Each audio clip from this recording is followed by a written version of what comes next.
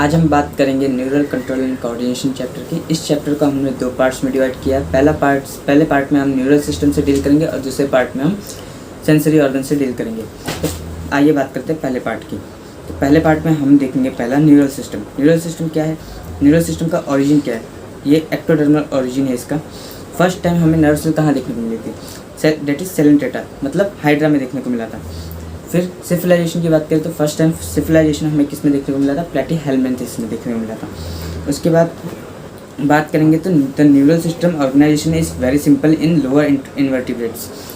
Lower invertebrates में neural system जो थी वो वेरी सिंपल और वे में ऑर्गेनाइज थी। जैसे फॉर एग्जांपल हाइड्रा में जो न्यूरल सिस्टम था वो बहुत ही सिंपल वे में ऑर्गेनाइज था। अब बात करते हैं न्यूरल सिस्टम बेटर ऑर्गेनाइज किस में था, इंसेक्टा में था। इंसेक्टा में जो था न्यूरल सिस्टम वो एकदम बेहतरीन तरीके से ऑर्गेनाइज वे में था, जिसमें brain along with number of ganglia और न्यूरल टिश्यू भी प्रेजेंट थे।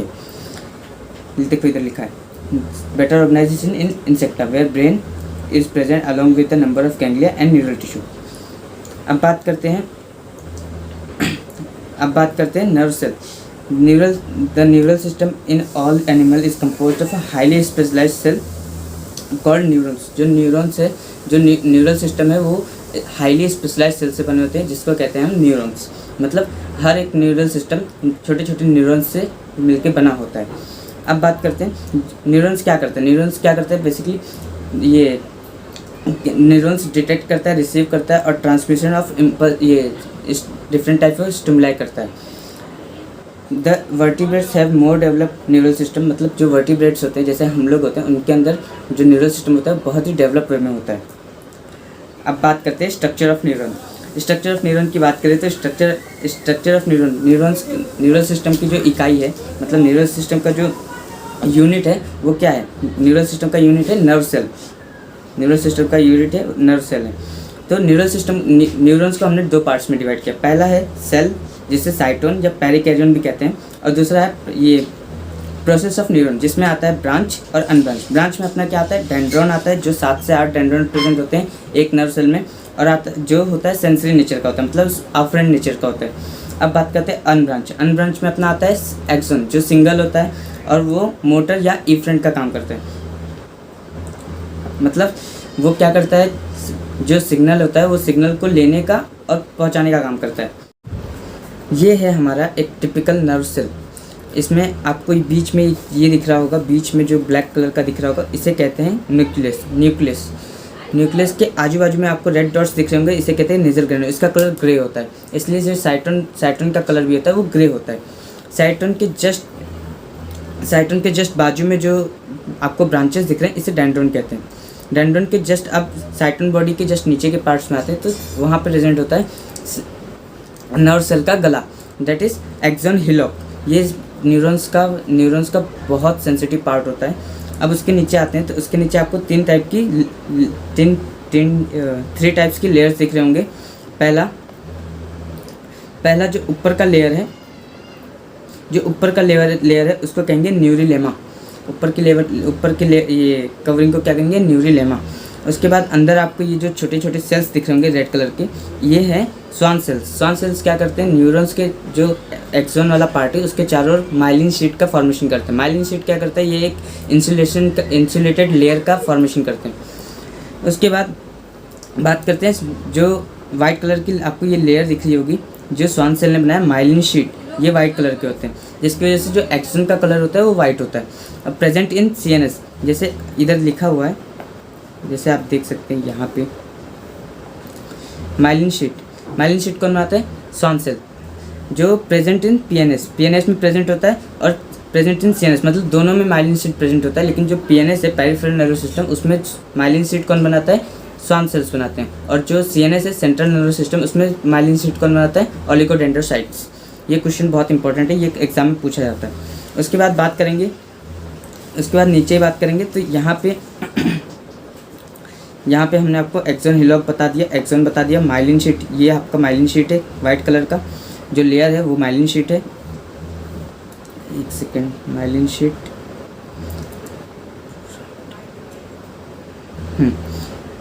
जो ये जो आपका हमने बता दी, ये है आपका माइलिन शीट है, उसके बाद जो माइलिन शीट की कवरिंग होती है उसे न्यूरोलेमा कहते हैं। न्यूरोलेमा कहते हैं ये कवरिंग ऑफ स्वान सेल्स होती है, मतलब जो स्वान सेल्स होती है उसकी कवरिंग होती है न्यूरोलेमा, जो प्रेजेंट होता है स्वान सेल्स के ऊपर होता है और एब्सेंट होता है नोड्स ऑफ रेनवियर। जैसे दो माइलिन शीट के बीच में एक गैप होता है उसे नोड्स ऑफ रेनवियर कहते हैं, नोड्स ऑफ रेनवियर कहते हैं, जो नॉन माइलिनेटेड एरिया होता है। अब बात करते हैं टर्मिनल एक्सॉन की। टर्मिनल एक्सॉन की बात करें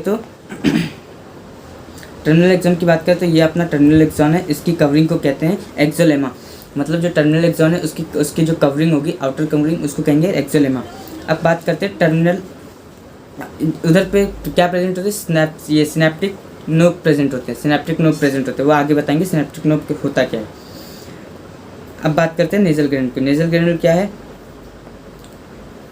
नेजल ग्रैन्युल क्या है, इसका कलर ग्रे होता है, हमने आपको बताया। और ये कहाँ प्रेजेंट होते हैं, डेंड्रॉन, प्रेजेंट इन साइटोन और डेंड्रॉन, यहाँ प्रेजेंट होते हैं।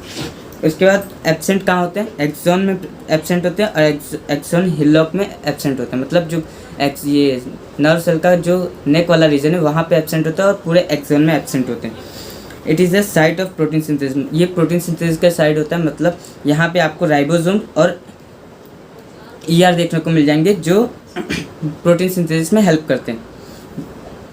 अब बात करते हैं माइलिन शीट। माइलिन शीट क्या होती है, इंसुलेटेड लेयर होती है। हमने आपको बताया कि पूरे जो एक्सॉन पे जो स्वान सेल्स होते हैं वो माइलिन शीट का फॉर्मेशन करते हैं, जिसका कलर वाइट होता है। तो इसलिए पूरे एक्सॉन का जो कलर होता है वो वाइट कलर में दिखता है हमको।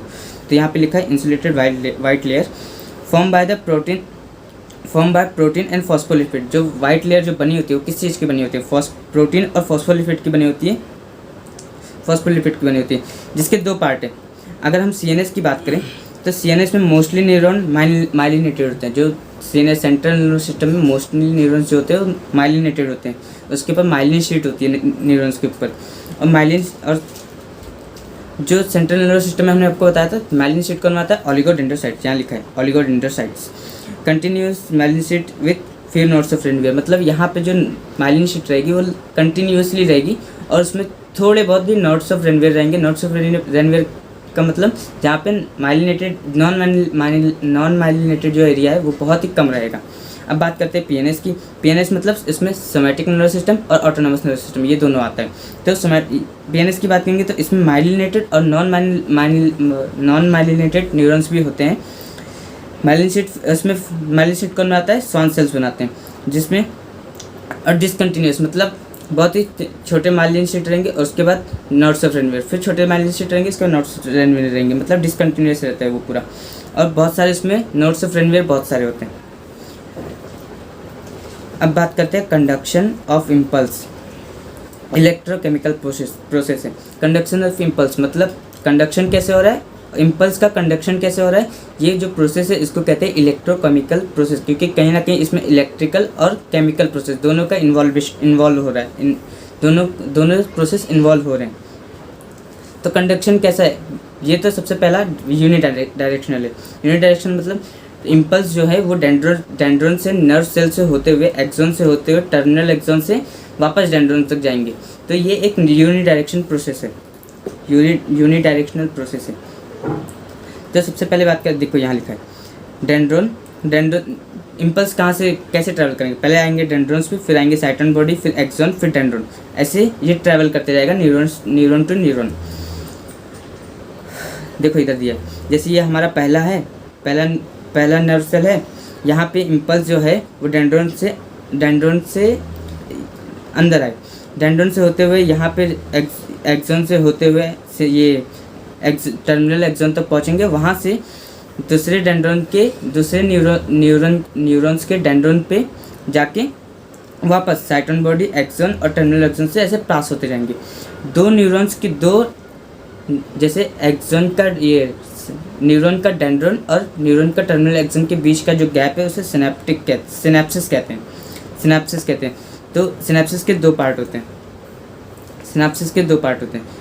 अगर एक्सॉन पे तुम्हारा जो इम्पल्स है एक्सॉन के थ्रू निकल रहा है तो उसे कहेंगे प्री सिनेप्टिक नोब, और डेंड्रॉन उसको रिसीव कर रहा है तो उसे कहेंगे post synaptic knob. Pre synaptic knobs में मतलब प्री सिनेप्टिक नोब के पास क्या क्या होगा, हैविंग अ न्यूरो ट्रांसमीटर, मतलब जो प्री सिनेप्टिक नोब रहेगा, मतलब जो एक्सोन वाला पार्ट रहेगा उसके पास होगा ये न्यूरो ट्रांसमीटर होगा, और जो पोस्ट सिनेप्टिक नोब रहेगा, मतलब जो डेंड्रोन्स वाला पार्ट रहेगा वो रहेगा, उसके पास रिसेप्टर रहेंगे।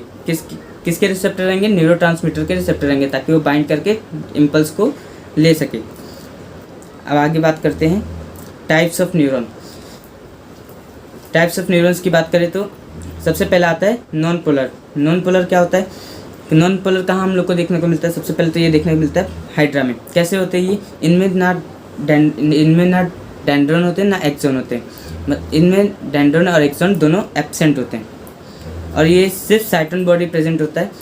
इसका स्ट्रक्चर होता है गोल सा, सिर्फ इसमें न्यूक्लियस प्रेजेंट होता है, साइटोन बॉडी प्रेजेंट होती है, इसलिए इसको नॉन पोलर न्यूरॉन कहते हैं, जो कहाँ प्रेजेंट होता है, हाइड्रा में। अब बात करते हैं यूनिपोलर की। यूनिपोलर कैसे होते हैं, इसमें सिर्फ आपको एक्सोन दिखने को मिलेगा। देखो एक बड़ा सा एक्सोन दिख रहा है और साइटोन बॉडी दिख रही है, साइटोन बॉडी और एक्सोन देखने मिलेगा, और डेंड्रॉन एब्सेंट होंगे।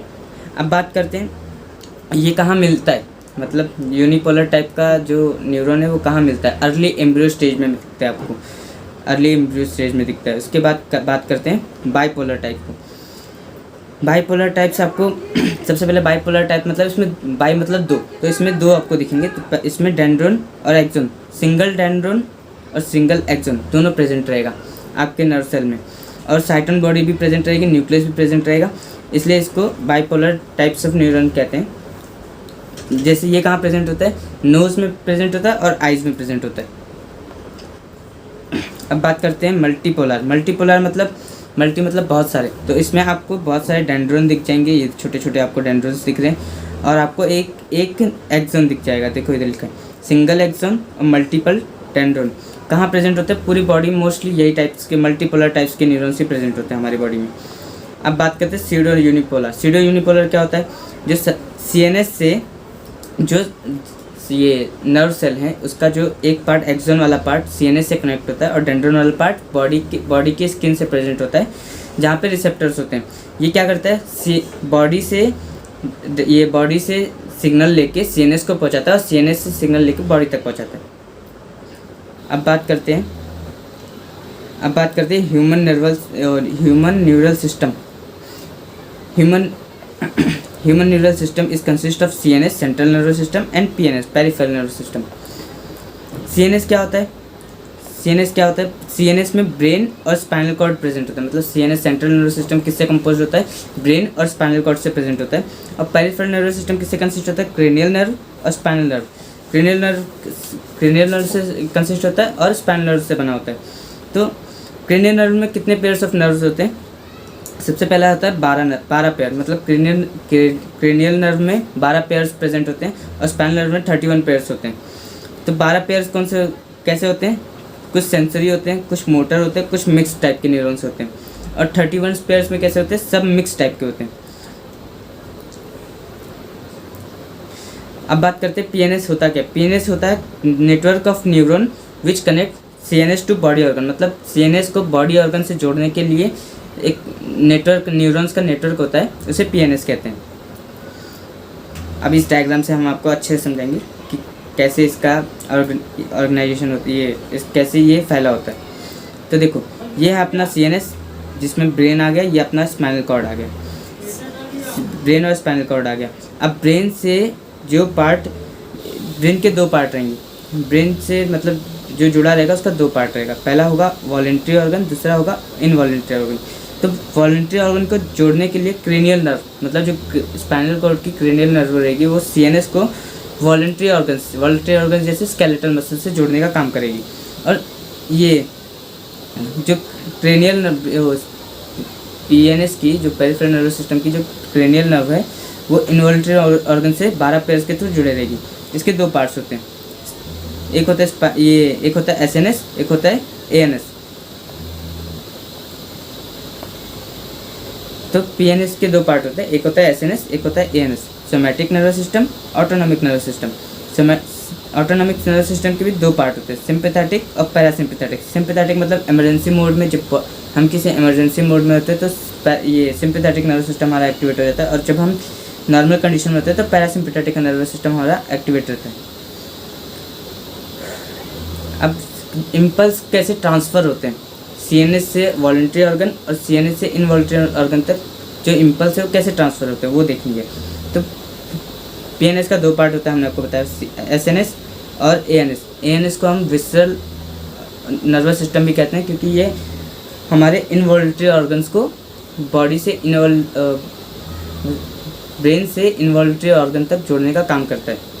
तो बात करते हैं पहले जो सीएनएस से इम्पल्स को बॉडी ऑर्गन तक लेके जाता है।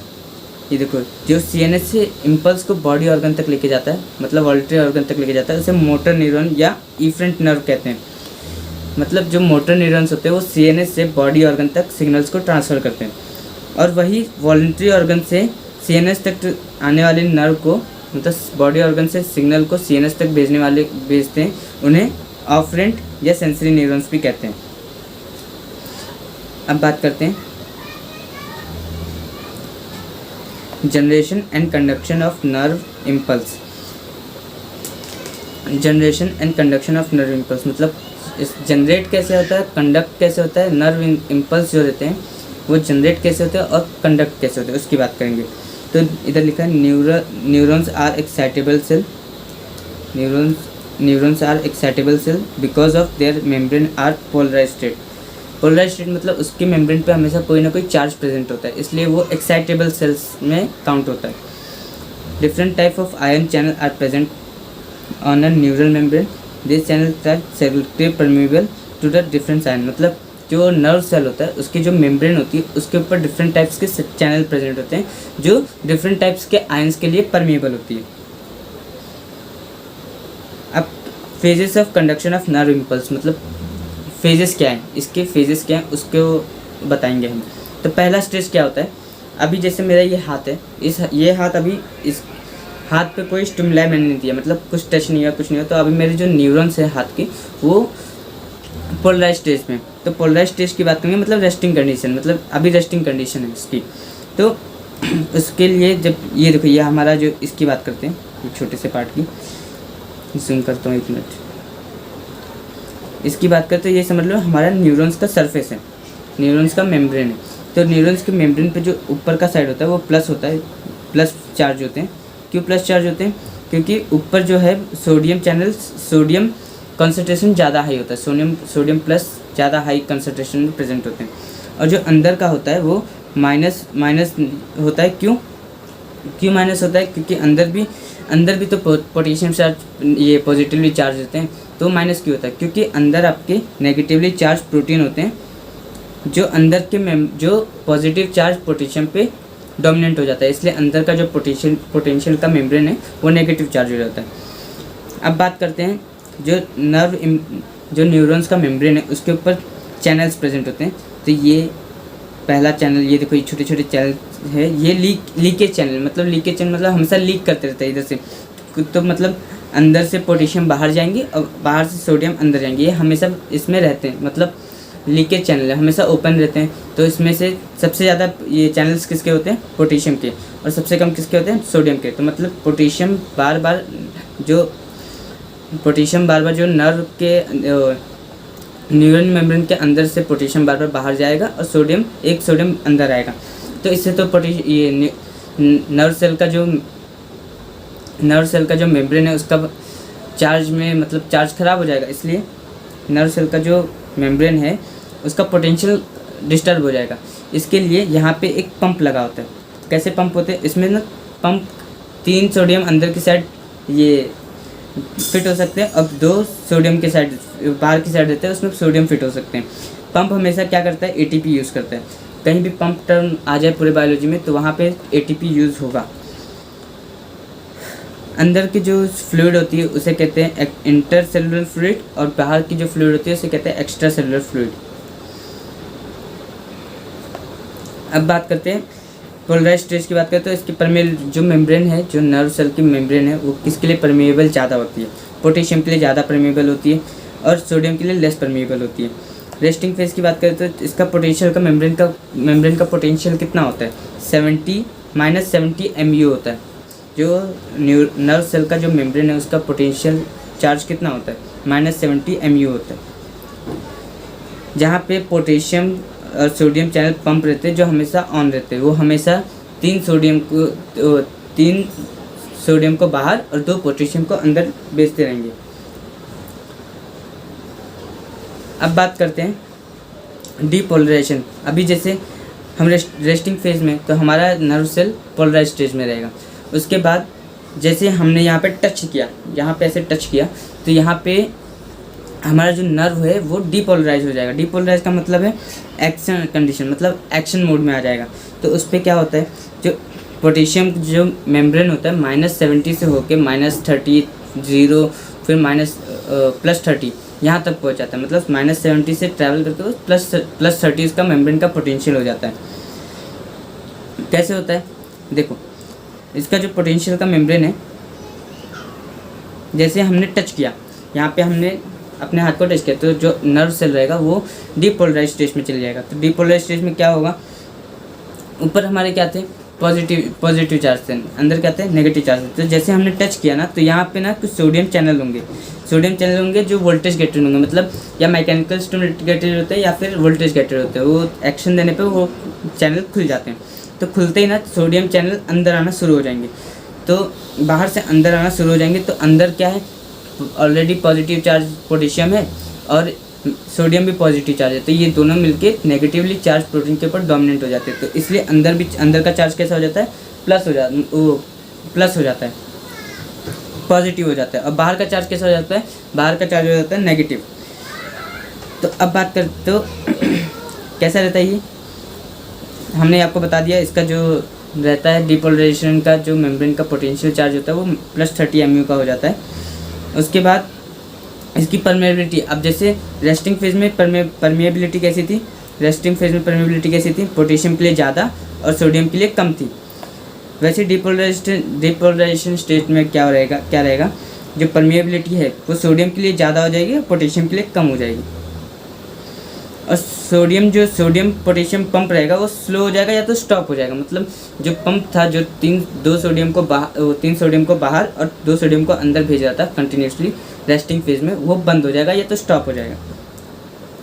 अब बात करते हैं रीपोलराइजेशन मतलब अब हमारा ये नर्व सेल है वो डीपोलराइज हो चुका है, उसका मेम्ब्रेन का पोटेंशियल 30 MU वापस हो चुका है। तो अब उस पर थोड़ी ना रहेगा, वापस अपने रेस्टिंग फेज पे वापस आएगा। तो उसे कहते हैं रीपोलराइजेशन। जैसे रीपोलराइजेशन कहेंगे उसको, देखो जैसे ही अब वो क्या करेगा, कंडक्शन को आगे ट्रांसफ़र करेगा और पीछे वाला ये रीपोलराइज हो जाएगा।